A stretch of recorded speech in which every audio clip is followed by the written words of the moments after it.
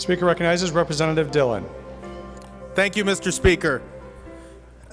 It's not a surprise I rise today in opposition to House Bill 4228. As a member of the School Aid Subcommittee, I'll direct my comments specifically to the K-12 funding component of the bill.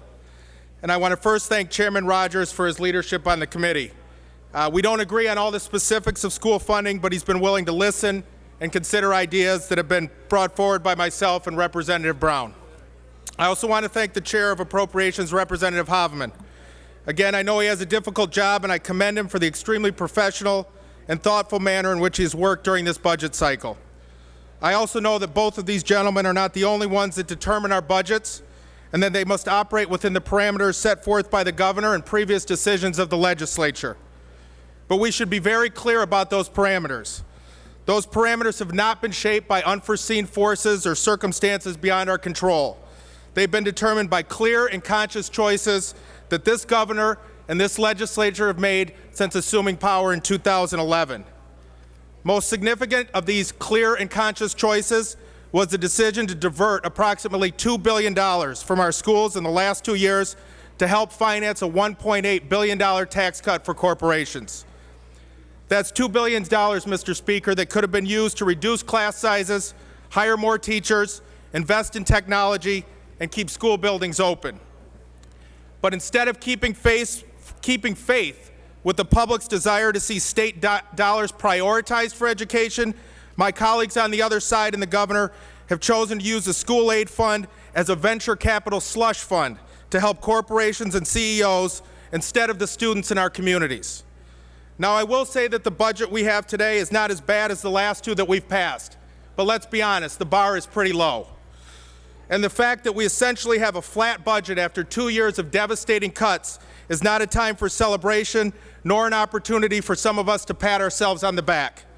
Because let's face it, while this budget does provide some relief for districts on the expense side of the equation, it also cuts revenue that goes directly into the classroom. Plain and simple, this budget is not any budget that can be called an investment budget. An investment budget would do more than just maintain the funding decay that our schools have experienced in the last 2 years. An investment budget would not raid another $400 million from K through 12 schools to help fill the $1.8 billion tax cut hole.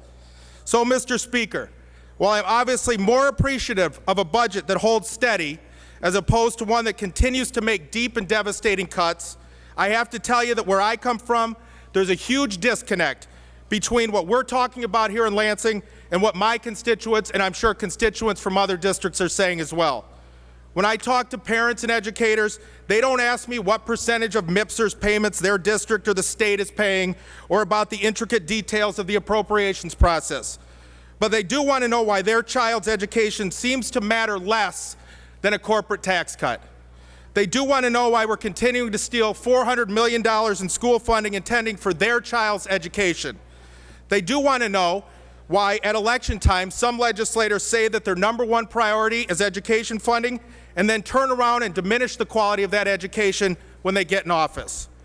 And they also want to know why when the governor's top staff and others meet in secret to discuss education issues, that instead of working hard to increase education funding, they're scheming to slash the foundation allowance by $2,000 per pupil. So, Mr. Speaker, I will be voting no on this education budget.